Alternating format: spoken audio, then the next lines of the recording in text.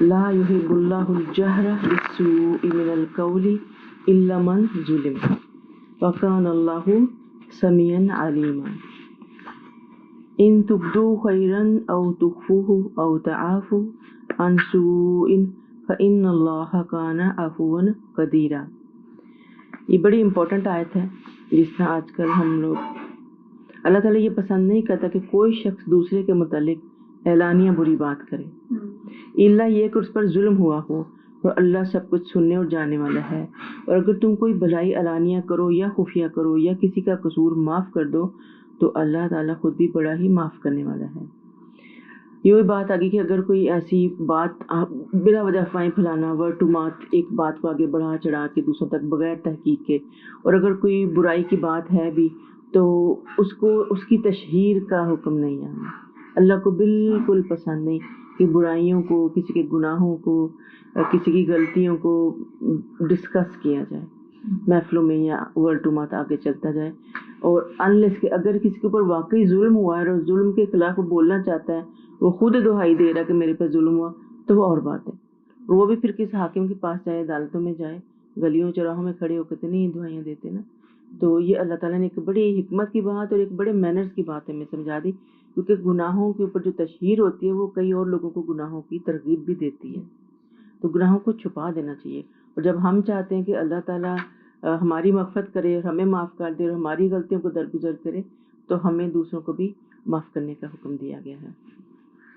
ان الذين يكفرون بالله ورسله ويريدون ان يفرقوا بين الله ورسله ويقولون نؤمن ببعض ونكفر ببعض ويريدون ان يتخذوا بين ذلك سبيلا.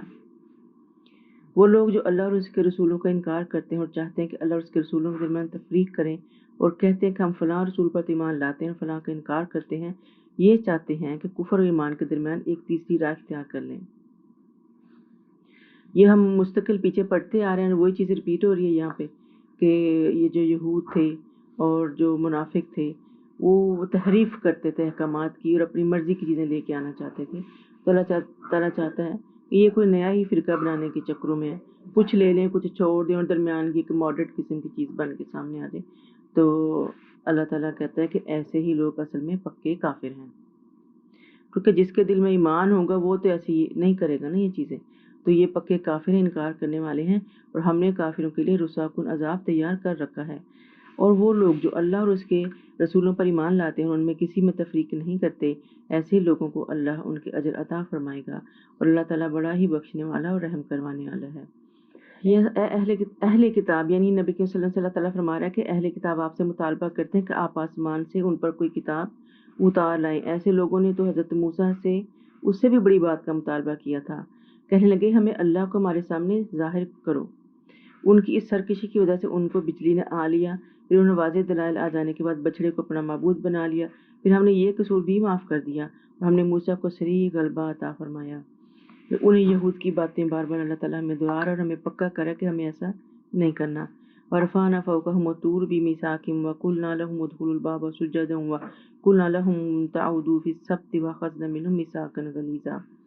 اور ہم نے ان یہود سے قرار لینے کے لیے ان کے سروں پر طور پہاڑ کو بلند کیا اور کہا کہ دروازے میں سجدہ کرتے ہوئے داخل ہونا. نیز یہ بھی حکم دیا کہ سب کے بارے میں زیادتی نہ کرنا، اور ان باتوں پر ہم نے ان سے مضبوط عہد لیا. یہ وہی ہیں جو بار بار اللہ تعالیٰ ان سے عہد لیتا تھا، یہ مانتے تھے نشانیاں، اللہ نشانیاں دکھاتا تھا، یہ وعدے کرتے تھے، اور جو ہی حالت امن میں آتے سب بلا دیتے تھے. پھر وہ اپنے عہد توڑ دے، اور اللہ تعالیٰ بار بار ان کو یہی کہتا ہے کہ ہم نے ان کی عہد شکنی کی بنا پر ان کے اوپر لعنت کی. پھر چونکہ ان لوگوں نے اپنا عہد توڑ دیا اور اللہ کی آیت کا انکار کیا اور انبیاء کو ناحق قتل کیا اور کہا کہ ہمارے دل غلافوں میں ہیں، حالانکہ اللہ نے ان کے کفر کی وجہ سے ان کے دلوں پر مہر لگا رکھی تھی، لہٰذا ماں سوائے چند آدمیوں کے یہ لوگ ایمان نہیں لائیں گے. نیز اس لیے کہ انہوں نے حق کا انکار کیا اور مریم پر بہت بڑا بہتان لگا دیا، اور نیز یہ کہنے کی وجہ سے کہ ہم نے اللہ کے رسول مسیح عیسیٰ ابن مریم کو قتل کر ڈالا ہے، حالانکہ انہوں نے اسے قتل نہ کیا اور نہ وہ صلیب پر چڑھایا، بلکہ یہ معاملہ ان کے لیے مشتبہ ہو گیا. یہ تو ہم سب کو سمجھ ہے کہ حضرت عیسیٰ علیہ السلام کے بارے میں ان کو جو تھا ان کو ابھی بھی غلطی ہے کہ ان کو لگتا کہ انہوں نے ان کو صلیب پہ چڑھا دیا، مار دیا، لیکن اصل میں اللہ تعالیٰ نے ان کو آسمانوں پہ اٹھایا ہوا ہے. اور ہمارا یہ ایمان ہے کہ وہ آئیں گے واپس دنیا میں، اور اس کے متعلق متواتر حدیثیں موجود ہیں، تقریباً 70 حدیثیں ہیں جن کے اندر یہ بڑی ڈیٹیل میں بتایا گیا کہ وہ کیا ہوا ان کے ساتھ، کیسے اللہ تعالیٰ نے اٹھا لیا اور کیسے وہ دنیا میں واپس آئیں گے۔ ان کی شکل و صورت تک بتائی گئی ہے، ان کا حلیہ تک بتایا گیا ہے، وہ گورے چٹے ہوں گے، بہت خوبصورت ہوں گے، ہلکے زرد رنگ کے کپڑے پہنے ہوں گے، آپ لوگ ان کو پہچان لیں گے، اتنی ڈیٹیل آئی ہے ان کی۔ اور یہ بات بھی کہ چونکہ وہ زندہ ہیں، زندہ اٹھائے گئے ہیں، تو اللہ تعالیٰ ان کو دنیا میں واپس بھیجے گا اور اپنی سنت پوری کرے گا ان کو فوت کرنے کی، کیونکہ ہر ذی روح کو مرنا ہے، تبھی وہ مرے نہیں، اس لیے ان کو دنیا میں واپس آنا ہے، اور وہ آ کے نبی صلی اللہ علیہ وسلم کی ہی سنت کو دوبارہ جاری ساری کریں گے، اور انہی کے اسی ایمان کو، اسی اسلام کو نافذ کریں گے پوری دنیا میں، اور ایک جھنڈے تلے پورا دین اللہ تعالیٰ کا اکٹھا ہوئے گا۔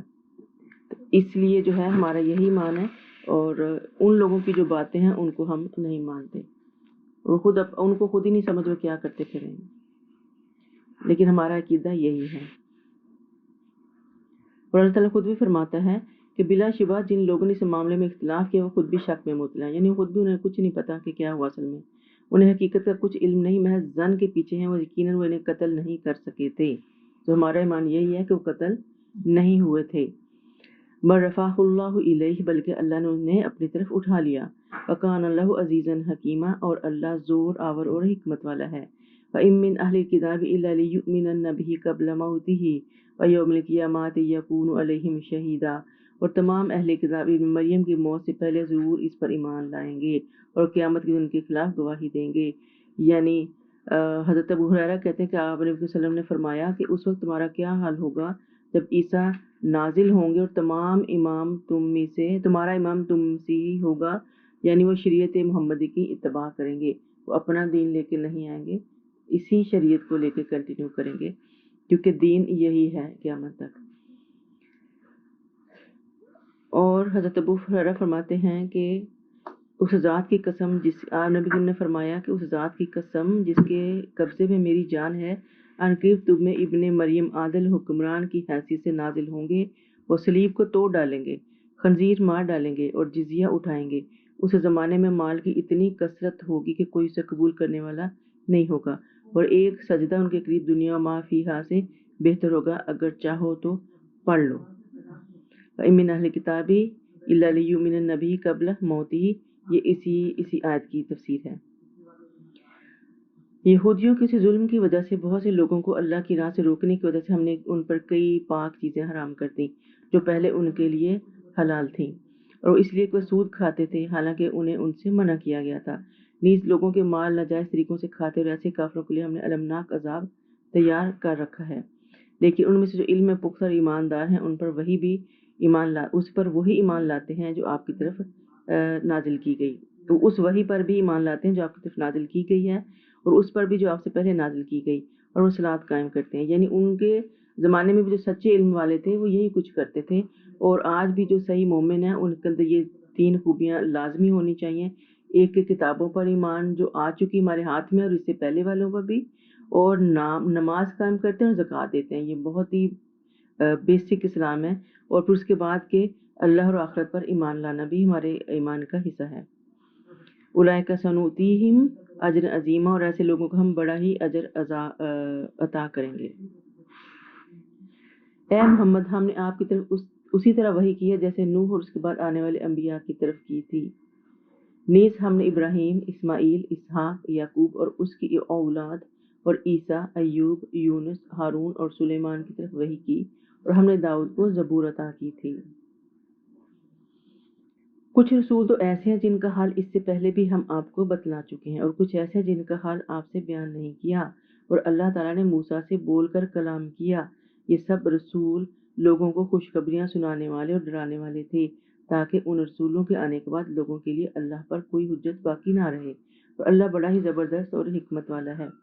ابھی ساری غیب کی خبریں جو اللہ تعالیٰ ہمیں دے رہا ہے، ہمیں نہیں پتا تھا، اور اللہ تعالیٰ نبی سے بھی کہہ رہا ہے کہ تمہیں بھی سب کچھ نہیں بتایا گیا ابھی تک، اپنی مرضی اللہ کی جتنا انہوں نے مناسب سمجھا بتا دیا۔ اور سوچیں کہ ابھی یہ بہت تھوڑا بتایا گیا، اگر سارا بتا دیتے تو یہ قرآن کی کیا حالت کیا ہوتی، ہم پڑھ سکتے ساری چیز، ابھی کتنا لمبا قرآن ہے۔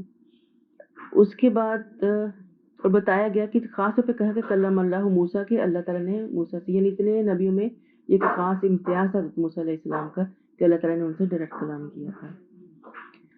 اور سارے رسولوں کا جو ہے وہ ایک ہی کام تھا کہ لوگوں کو اللہ کی رحمت کی طرف بلائیں، ان کو خوشخبریاں دیں.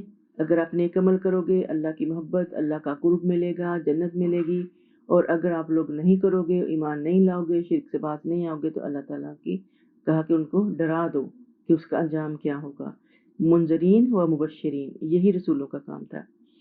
اللہ یکون للناس علی اللہ حجۃ بعد الرسل، یعنی کل کو لوگ اللہ کو جا کے یہ نہ کہیں کہ ہمیں تو پیغام ہی نہیں پہنچا تھا، ہمیں تو بتایا نہیں تھا، ہمیں تو کسی نے یہ بتایا نہیں کہ جنت کیا، دوزخ کیا، حساب کیا، کتاب کیا. تو اللہ کہتا ہے کہ میں نے پے در پہ رسول بھیجے ہیں.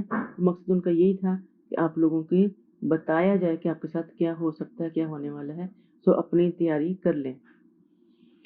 لیکن اللہ یشہد بما انزل الیک انزلہ بعلمہ والملائکۃ یشہدون وکفی باللہ شہیدا، بلکہ اللہ تو یہ گواہی دیتا ہے کہ اس نے جو کچھ آپ نے اتارا ہے وہ اپنے علم کی بنا پر اتارا ہے، اور فرشتے بھی یہی گواہی دیتے ہیں، اگرچہ اللہ کی گواہی ہی کافی ہے.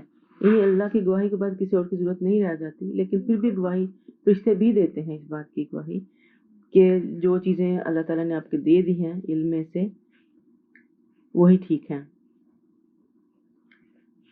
اور اللہ کی راہ سے لوگوں کو جن لوگوں نے اس نازل کردہ وحی کا انکار کیا اور اللہ کی راہ سے لوگوں کو روکا، یقیناً وہ بہت دور گمراہی میں نکل گئے.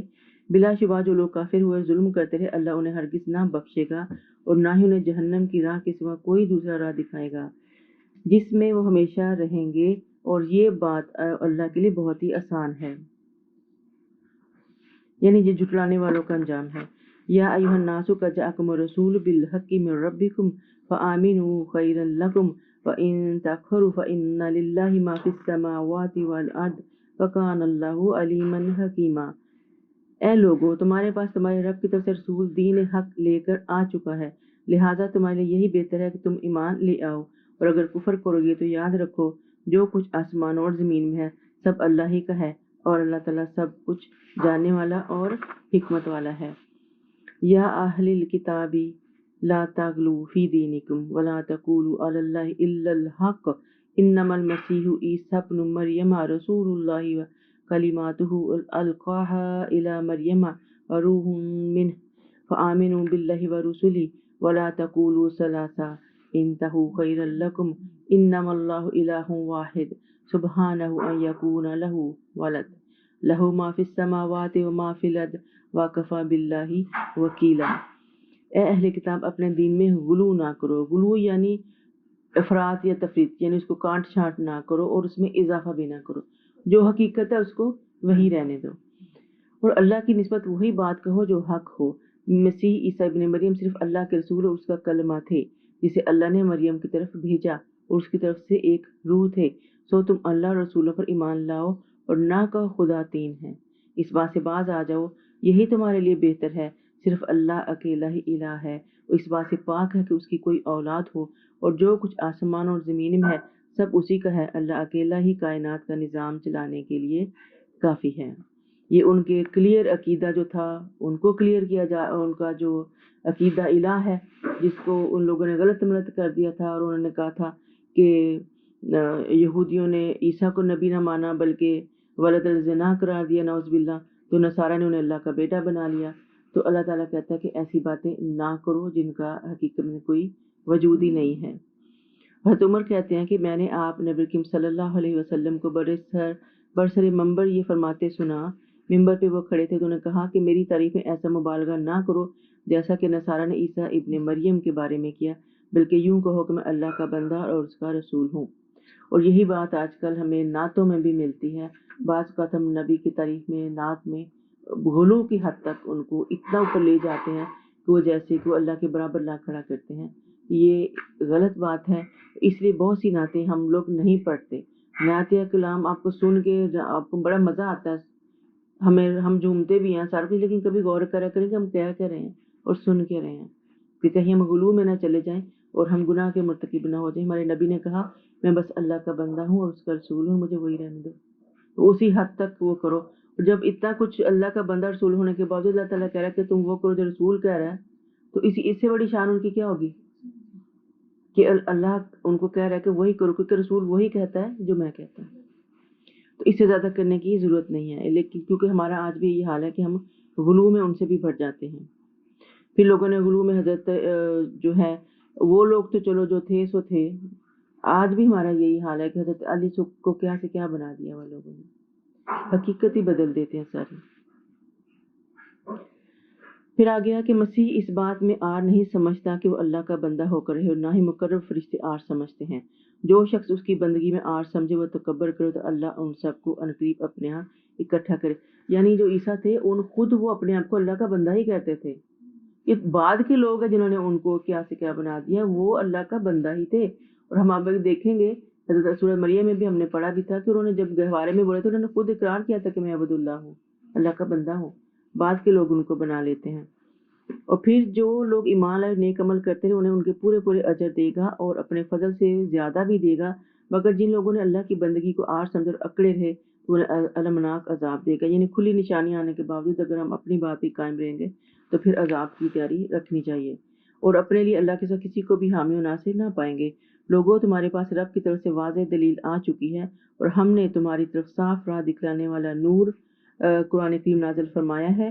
اب جو لوگ اللہ پر ایمان لے آئے اور اس قرآن کو مضبوطی سے تھامے رہے انہیں اللہ اپنی رحمت اپنے فضل میں شامل کرے گا اور اپنی طرف آنے کی سیدھی راہ دکھا دے گا.